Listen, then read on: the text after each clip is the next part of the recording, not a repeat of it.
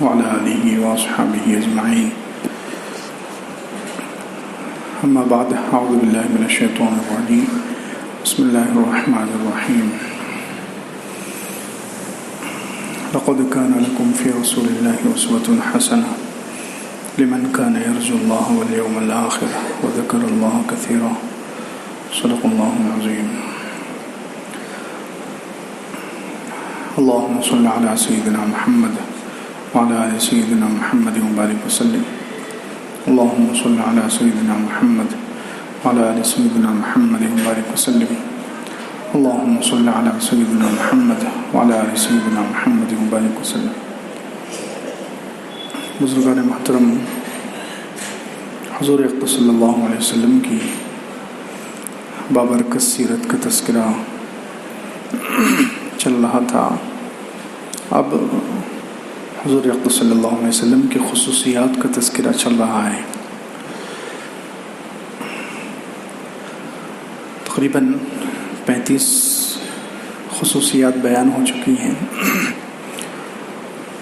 ایک اور خصوصیت 36 نمبر حضور اقدس صلی اللہ علیہ وسلم کی یہ ہے کہ آپ صلی اللہ علیہ وسلم کی نیند ناقض وضو نہیں تھی. حضور اقدس صلی اللہ علیہ وسلم سوتے تھے تو آپ کی نیند سے آپ کا وضو نہیں ٹوٹتا تھا. ہماری جو نیند ہے اس سے ہمارا وضو ٹوٹ جاتا ہے، لیکن یہ حضور اقدس صلی اللہ علیہ وسلم کی خاصیت تھی کہ آپ سوتے تھے اور سونے کے بعد بغیر وضو کے نماز پڑھا لیتے تھے. کیوں؟ اس لیے کہ نیند سے آپ صلی اللہ علیہ وسلم کا وضو نہیں ٹوٹتا تھا. آپ جب سوتے تھے تو صرف آنکھیں سوتی تھی، دل جاگتا تھا.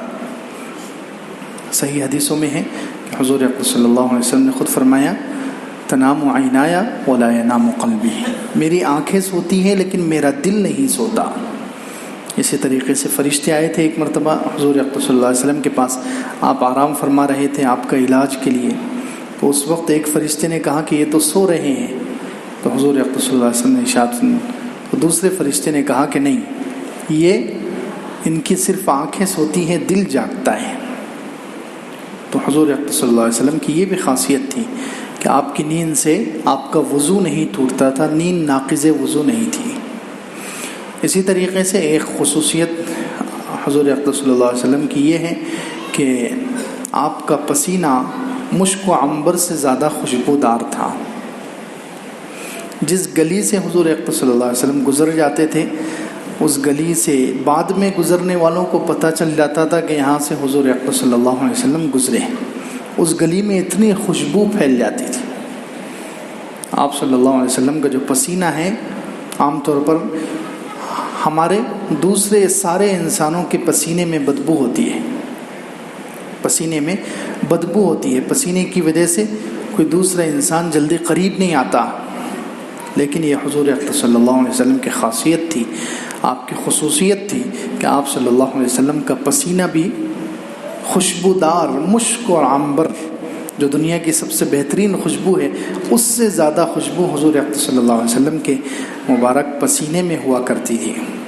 حضرت انس رضی اللہ عنہ کی روایت ہے، حضرت انس کہتے ہیں کہ میں نے کوئی مشک اور عنبر حضور صلی اللہ علیہ وسلم کے پسینے سے زیادہ خوشبودار نہیں سونگا. میں نے حضور صلی اللہ علیہ وسلم کے پسینے سے زیادہ کوئی بھی مشک اور عنبر میں بھی اتنی خوشبو نہیں سونگی، اتنی خوشبو محسوس نہیں کی جو حضور اقدس صلی اللہ علیہ وسلم کے مبارک پسینے میں تھی. اسی طریقے سے آپ کے جو مبارک ہاتھ تھے، یہ حضرت انس رضی اللہ عنہ کہتے ہیں کہ آپ صلی اللہ علیہ وسلم کی مبارک ہتھیلیاں یہ ریشم سے زیادہ نرم اور ملائم تھی.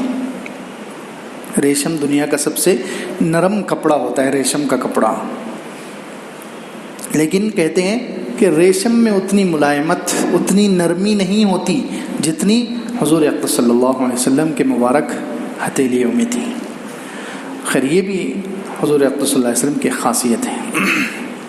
اسی طریقے سے حضور اقدس صلی اللہ علیہ وسلم کی خاصیتوں میں سے ایک خاصیت یہ بھی ہے کہ آپ صلی اللہ علیہ وسلم کے متعلق اللہ تعالیٰ نے اپنے قرآن پاک میں، اپنے پاک کلام میں آداب سکھلائے ہیں. آپ کو کیسے پکارنا چاہیے، بتائیے اللہ کا کلام قرآن مجید، اس کے اندر حضور اقدس صلی اللہ علیہ وسلم کے آداب. کچھ لوگ آئے، دیہاتی لوگ تھے بیچارے، دیہات کے رہنے والے، اور وہ حضور صلی اللہ علیہ وسلم کے چونکہ حجرے بنے ہوئے تھے، 9 بیویوں کے 9 کمرے، مسجد نبوی سے لگ کر 9 بیویوں کے 9 حجرے تھے.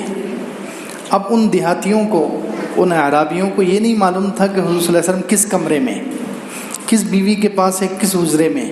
تو باہر سے ہی چلانے لگے سب مل کر ایک ساتھ، یا محمد یا محمد یا محمد.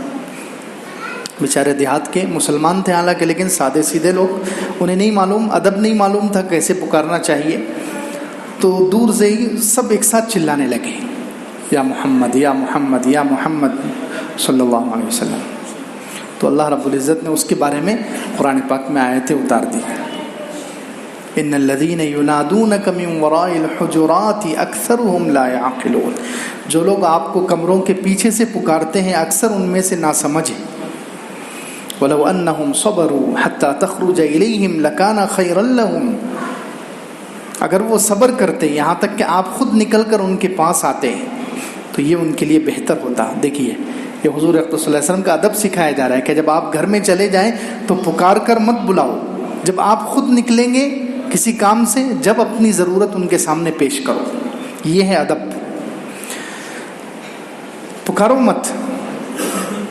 اگر وہ صبر کرتے، یہ 26ویں پارے میں ہے، قرآن میں ہے 26ویں پارے میں، وَلَوْ أَنَّهُمْ صَبَرُوا حَتَّى تَخْرُجَ إِلَيْهِمْ لَكَانَ خَيْرًا لَهُمْ. اگر یہ لوگ صبر کرتے یہاں تک کہ آپ صلی اللہ علیہ وسلم خود باہر نکل کر تشریف لاتے تو ان کے لیے بہتر ہوتا. خیر، تو اللہ تعالیٰ نے حضور اقدس صلی اللہ علیہ وسلم کے آداب سکھائے. آپ کو پکارنا کیسے ہے؟ نام سے مت پکارو. لا تجعلوا دعاء الرسول بینکم کدعاء بعضکم بعضا، یہ 18ویں پارے میں ہے. رسول اللہ صلی اللہ علیہ وسلم کو ایسے مت بلاؤ جیسے آپس میں ایک دوسرے کو پکارتے ہو. آپس میں ایک دوسرے کو نام سے پکار لیا، بے تکلفی سے پکار لیا.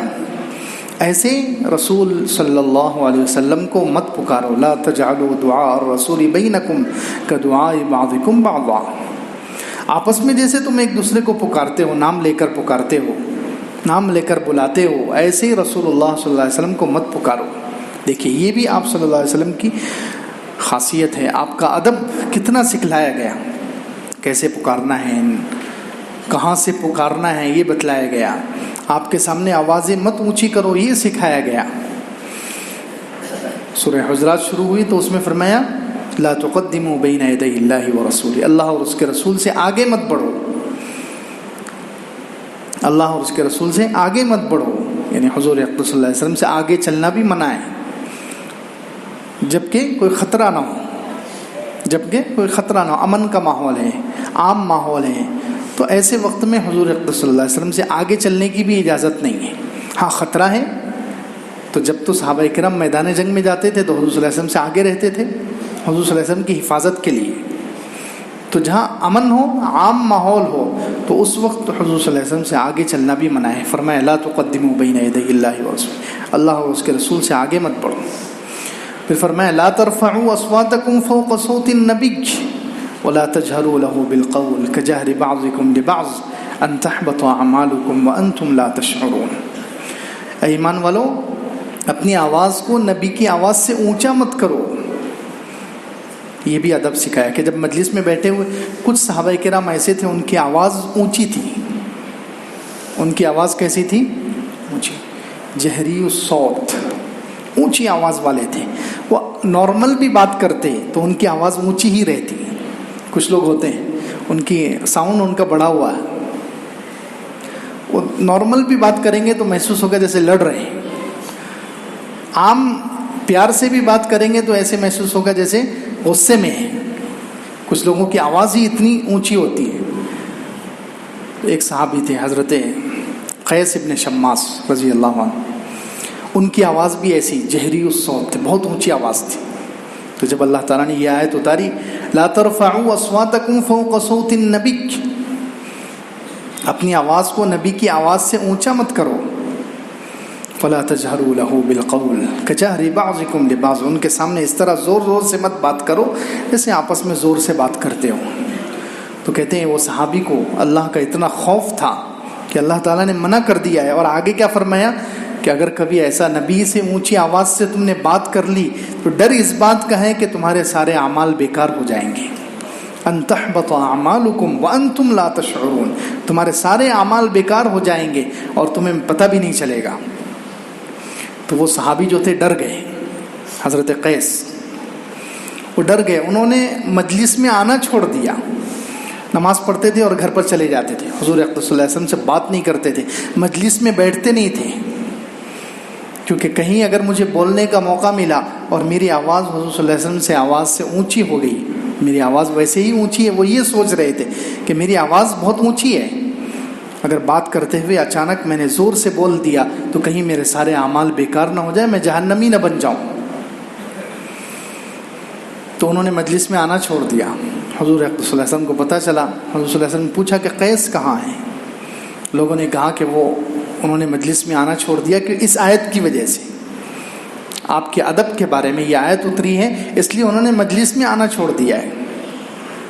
تو حضور اقدس صلی اللہ علیہ وسلم نے کہا کہ ان کو بلا کر لاؤ. وہ آئے، ان سے پوچھا کہ تم کیوں مجلس میں نہیں آ رہے تھے؟ تو انہوں نے کہا کہ اللہ کے رسول صلی اللہ علیہ وسلم، آپ کو معلوم ہے میری آواز بہت اونچی ہے، میں نارمل بھی عام بات بھی کرتا ہوں تو بہت زور سے آواز نکلتی ہے. تو اس آیت میں اللہ تعالیٰ نے فرمایا ہے کہ نبی کی آواز سے اپنی آواز اونچی مت کرو، کہیں ایسا نہ ہو تمہارے اعمال بیکار ہو جائیں اور تمہیں پتہ بھی نہ چلے. تو مجھے ڈر ہے کہ میری آواز آپ کی آواز سے اونچی ہو گئی، میرے سارے اعمال بیکار ہو جائیں گے اور میں جہنم میں چلا جاؤں گا. تو حضور اقدس صلی اللہ علیہ وسلم نے ان کو تسلی دی کہ دیکھو تم ان میں سے نہیں ہو، تم تو جنتی لوگوں میں سے ہو. سبحان اللہ، تم تو جنتیوں میں سے ہو. تو پھر انہوں نے مجلس میں آنا شروع کر دیا. خیر، یہ بھی حضور اقدس صلی اللہ علیہ وسلم کی خصوصیت ہے کہ آپ کے بارے میں اللہ تعالیٰ نے قرآن میں اتنی تفصیل سے بیان کیا ہے. آپ کے آداب سکھلائے، آپ سے کیسے بات کرنی ہے، کیسے آپ کو مخاطب کرنا ہے، کیسے آپ کو پکارنا ہے، کیسے آپ کا ادب کرنا ہے، آپ کے سامنے آواز کتنی نکالنی ہے. حضرت عمر رضی اللہ عنہ کی بھی آواز بہت اونچی تھی. تو حضرت عمر رضی اللہ عنہ کہتے ہیں کہ اس آیت کے اترنے کے بعد پھر حضرت عمر رضی اللہ عنہ بھی اتنی آہستہ بات کرنے لگے، ڈر کے مارے، خوف کی وجہ سے کہیں میرے اعمال بیکار نہ ہو جائیں. اتنی باریک، اتنی آہستہ آواز سے بات کرنے لگے کہ سمجھ میں ہی نہیں آ رہا کیا بول رہے ہیں. خیر، یہ بھی حضور اقدس صلی اللہ علیہ وسلم کی خصوصیت ہے. پھر ایک اور خصوصیت حضور اقدس صلی اللہ علیہ وسلم کی یہ ہے کہ آپ کو اللہ تعالیٰ نے سب سے زیادہ طاقتور بنایا تھا، سب سے زیادہ بہادر بنایا.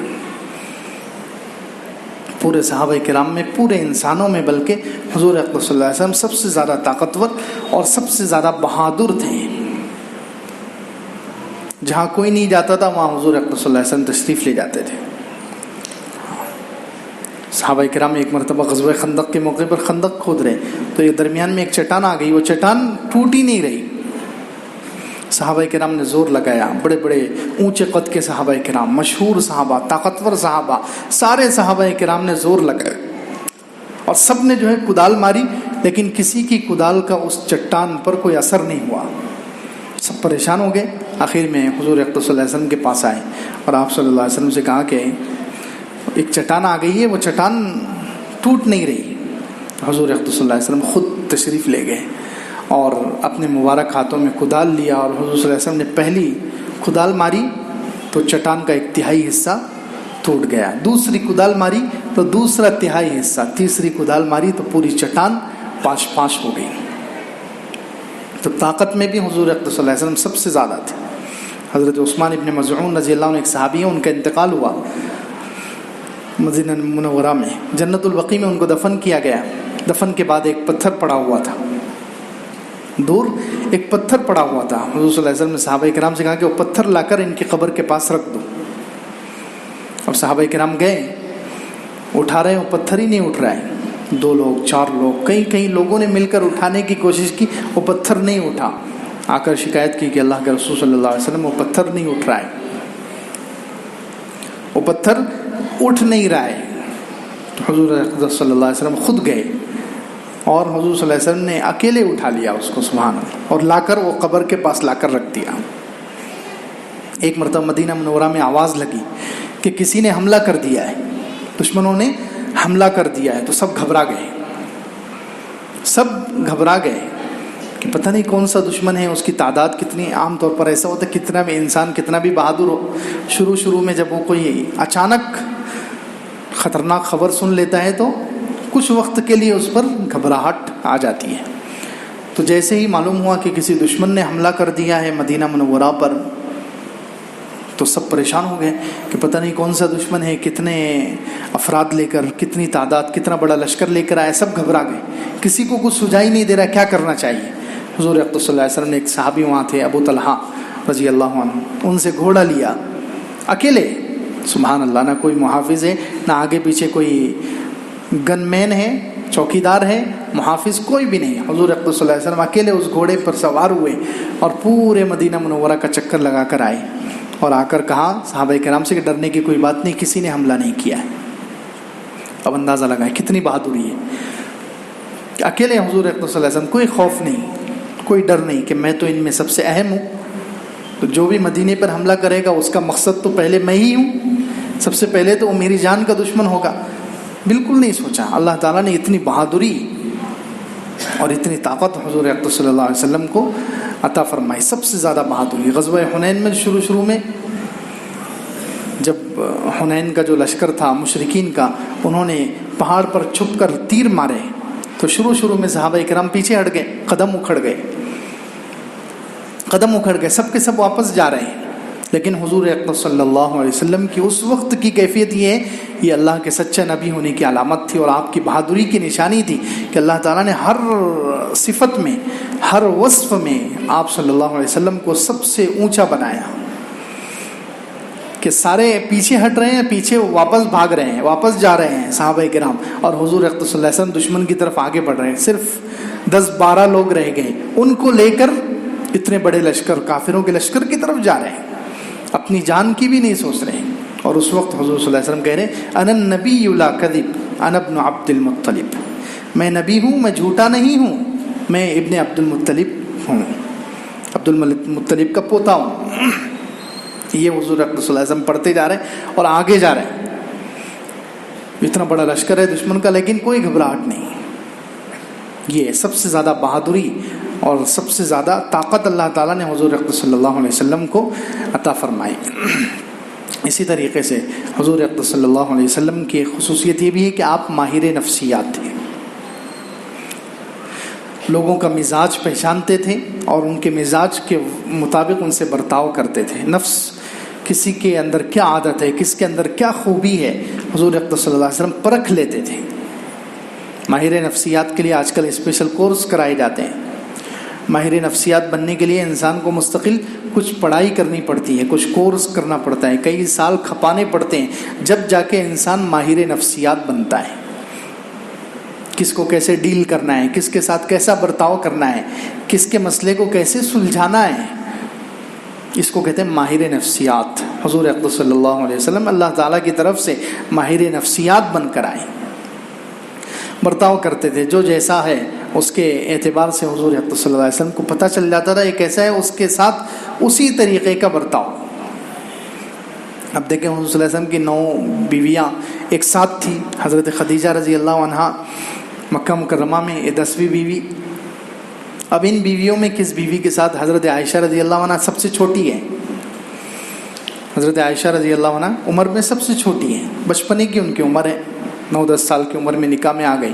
تو وہ حضور صلی اللہ علیہ وسلم کے ساتھ، تو اب حضور صلی اللہ علیہ وسلم کا برتاؤ ان کے ساتھ عام بیویوں کی طرح نہیں تھا. ایک مرتبہ سفر میں چل رہے ہیں، سفر میں چلتے چلتے غزوہ کسی لڑائی میں جا رہے تھے یا لڑائی سے واپس آ رہے تھے، مدینہ منورہ قریب آیا تو حضور صلی اللہ علیہ وسلم نے صحابہ کرام سے کہا کہ تم آگے چلو، ہم دونوں آ رہے ہیں. سارے صحابہ کرام آگے چلے گئے. اب حضور صلی اللہ علیہ وسلم نے حضرت عائشہ رضی اللہ عنہ سے کہا چلو دوڑ کا مقابلہ کرتے ہیں. اب دیکھو حضرت عائشہ رضی اللہ عنہ کے ساتھ حضور صلی اللہ علیہ وسلم دوڑ لگائی. اب پہلی مرتبہ دوڑ لگائی تو حضرت عائشہ رضی اللہ عنہ کا اس وقت بدن جو ہے پھرتیلا تھا. اس وقت حضرت عائشہ رضی اللہ عنہ آگے نکل گئی. پھر کچھ دنوں کے بعد، کچھ سالوں کے بعد دوبارہ حضور صلی اللہ علیہ وسلم نے صحابہ کرام کو آگے بھیج دیا اور دوڑ کا مقابلہ ہوا. اب کے حضور اقدس صلی اللہ علیہ وسلم آگے نکل گئے اور حضرت عائشہ رضی اللہ عنہ چونکہ اب ان کا بدن فربا موٹا ہو چکا تھا، وہ پیچھے ہو گئی. تو اللہ کے رسول صلی اللہ علیہ وسلم نے ان کے کندھے پر ہاتھ رکھ کر ارشاد فرمایا کہ یہ پہلے والے کے بدلے میں ہو گیا. اب دیکھیں یہ دوڑ اللہ کے رسول صلی اللہ علیہ وسلم نے حضرت خدیجہ کے ساتھ نہیں لگائی، کیونکہ معلوم ہے حضرت خدیجہ رضی اللہ عنہ 15 سال عمر میں بڑی ہے،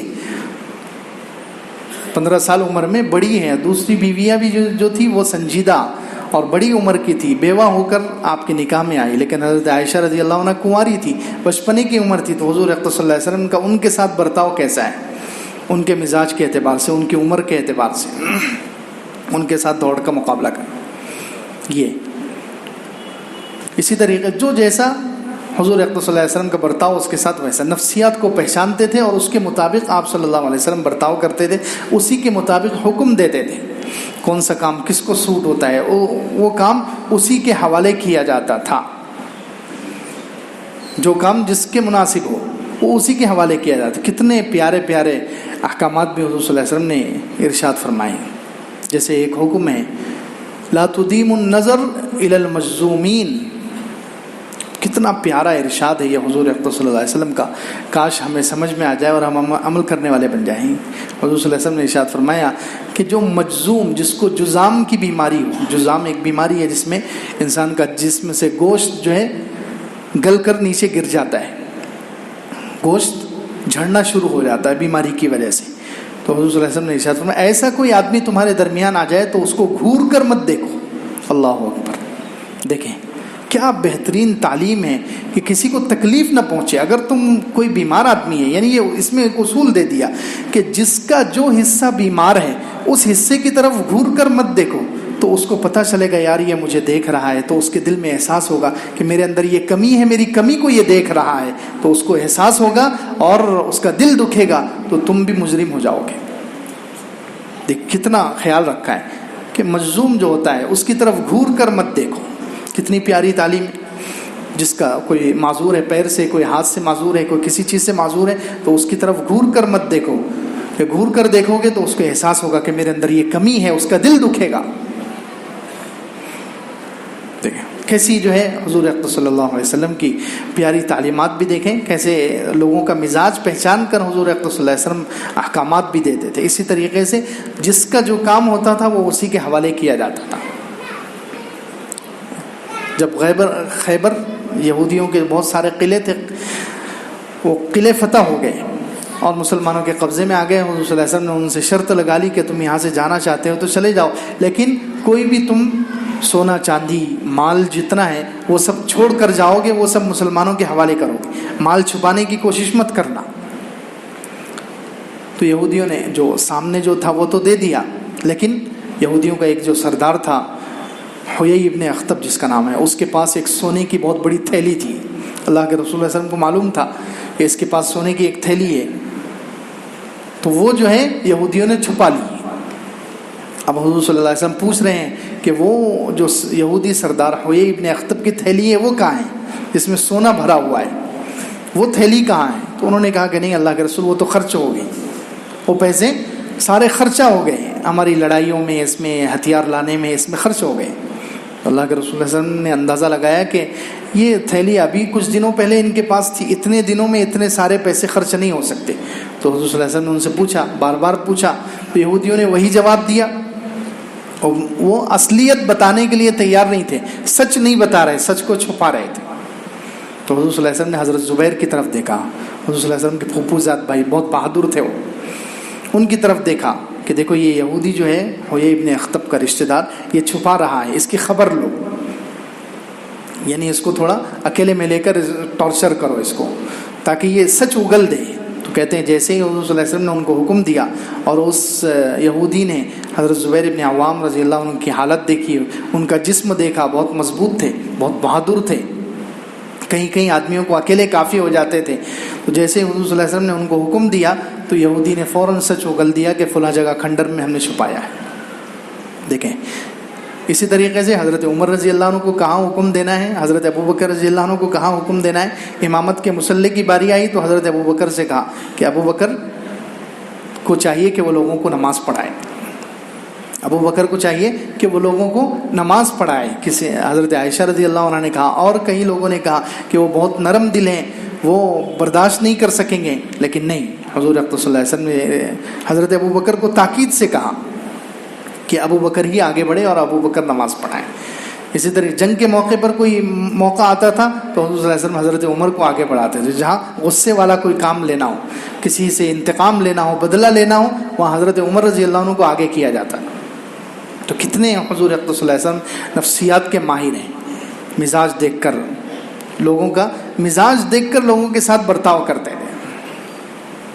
اسی طریقے سے کتنے واقعات کہ جب مکہ فتح ہو گیا اور صحابہ کرام کا لشکر 10,000 کا لشکر مکہ مکرمہ میں داخل ہو رہا ہے فتح مکہ کے وقت میں, تو اس وقت سعد بن عبادہ رضی اللہ عنہ کے ہاتھ میں انصار کا جھنڈا تھا.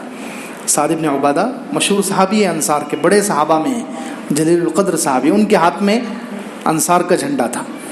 تو وہ جب مکہ مکرمہ میں داخل ہوئے تو انہیں پوری پچھلی کہانی یاد آ گئی کہ انہی مکے والوں نے کس طریقے سے ہمارے نبی صلی اللہ علیہ وسلم کو تکلیفیں پہنچائی ہیں, کس طرح حضرت بلال رضی اللہ عنہ کو انہوں نے گھسیٹا ہے, اور کتنے مسلمانوں کا انہوں نے یہاں پر خون بہایا ہے, کیسی کیسی تکلیفیں پہنچائی ہے. ان کو وہ ساری چیز یاد آ گئی تو انہوں نے فوراً نعرہ لگایا, الیوم یوم الملحمہ الیوم تستحل الحرمہ, آج تو بدلے کا دن ہے, آج ساری چیزیں ہم برابر کر دیں گے, ساری حرمتیں ہم پامال کر دیں گے, کسی کی سرداری کوئی چیز خاندان وندان کچھ نہیں دیکھا جائے گا, آج ہم یہاں پر خون بہائیں گے. یہ انہوں نے نعرہ لگایا. تو کچھ قریش کے لوگ کھڑے ہوئے تھے, انہیں یہ بات اچھی نہیں لگی, انہوں نے جا کر حضور صلی اللہ علیہ وسلم سے شکایت کر دی کہ یہ تو آپ کے صحابی ہے, انصاری صحابی ہے, ان کے ہاتھ میں جھنڈا ہے اور وہ یہ اس طریقے سے آواز لگا رہے ہیں. تو حضور اقدس صلی اللہ علیہ وسلم نے ان کے بدلے میں کہا الیوم یوم المرحمہ, آج ملحمہ یعنی جنگ کا دن نہیں, آج تو معافی کا دن ہے. الیوم یوم المرحمہ, آج رحمت کا دن ہے, رحم و کرم کا دن ہے, مہربانی کا دن ہے. آج حرمت پامال نہیں کی جائے گی, آج تو قریش کو عزت ملے گی. یہ حضور صلی اللہ علیہ وسلم نے کہا اور جھنڈا ان سے لے لیا. اب دیکھو ایسے وقت میں کسی کو جو ہے کسی سے کوئی عہدہ لے لیا جائے تو انسان ہو سکتا ہے دشمن بن جائے, انسان کے دل پر جو ہے بہت بوجھ گزرتا ہے. تو حضور صلی اللہ علیہ وسلم نے یہاں بھی کتنا بہترین برتاؤ کیا, سبحان اللہ. حضور صلی اللہ علیہ وسلم جھنڈا لے کر ان کے بیٹے کو دے دیا, قیس, حضرت قیس رضی اللہ عنہ. اب باپ کا دل بھی نہیں دکھا, باپ کو یہ محسوس نہیں ہوا کہ جھنڈا لے لیا گیا ہے لیکن چلو اپنے گھر میں ہی ہے, کسی اور کو نہیں دیا گیا, بیٹے ہی کو دیا گیا ہے. یہ حضور اقدس صلی اللہ علیہ وسلم کیسے ماہر نفسیات, تو اس لیے یہ بھی آپ صلی اللہ علیہ وسلم کی خصوصیت ہے. اسی طریقے سے حضور اقدس صلی اللہ علیہ وسلم کی خصوصیت یہ ہے کہ آپ صلی اللہ علیہ وسلم کی مبارک پیٹھ پر پیچھے مہر نبوت تھی. نبوت کی مہر اللہ تعالیٰ کی طرف سے پیدائشی طور پر حضور صلی اللہ علیہ وسلم کا پیچھے کا ایک حصہ گوشت کے طور پر ابھرا ہوا تھا, مہر نبوت تھی, جس سے پہچانا جاتا تھا کہ یہ اللہ کے آخری نبی ہیں, خاتم النبیین ہیں اور سچے نبی ہیں. کتنے صحابہ کرام آتے تھے جو خاص طور سے یہ کچھ یہودی کچھ عیسائی جو مسلمان ہوئے, جو صحابہ کرام بن گئے آگے چل کر, ان لوگوں کو تو چونکہ پچھلی کتابوں میں معلوم تھا کہ وہ آخری جو نبی آئیں گے ان کے پیٹھ پر مہر نبوت ہوگی, نبوت کی مہر ہوگی, ایک گوشت کا ٹکڑا ابھرا ہوا ہوگا. تو وہ لوگ آ کر باقاعدہ چیک کرتے تھے. تو حضور اقدس صلی اللہ علیہ وسلم کپڑا ہٹا کر بتاتے تھے کہ دیکھو میرے مہر نبوت یہاں پر موجود ہے.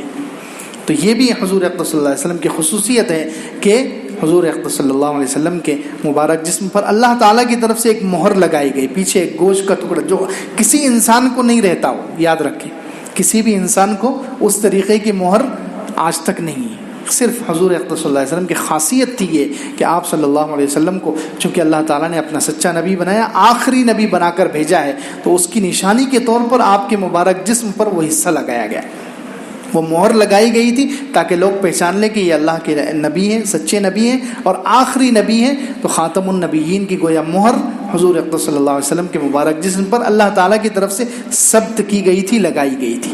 یہ بھی آپ صلی اللہ علیہ وسلم کی خصوصیت تھی.